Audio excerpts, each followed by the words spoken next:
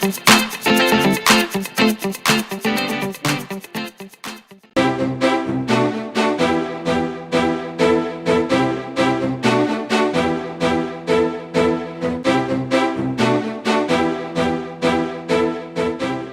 of the biggest drags on the D5500's otherwise solid performance is the collapsible 18-55mm kit lens. It moves fairly slowly during focus.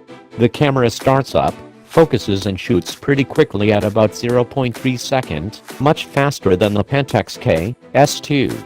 Time to focus and shoot from an out-of-focus position is roughly 0.6 seconds. That's where the slow lens comes into play.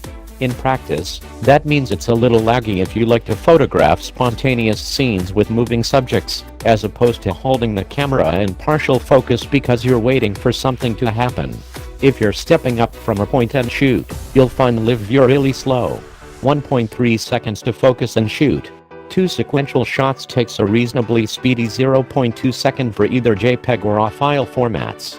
Using flash increases that to roughly 1.3 seconds.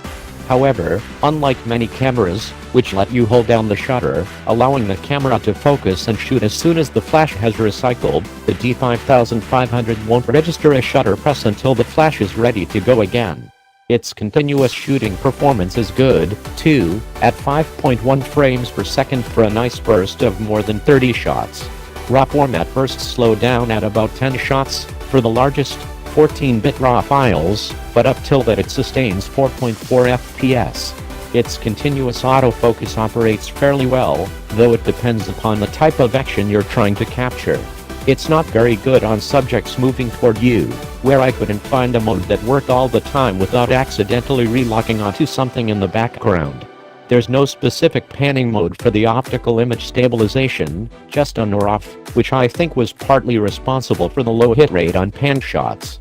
For subjects staying in a pretty circumscribed area, think jumping, it works fine.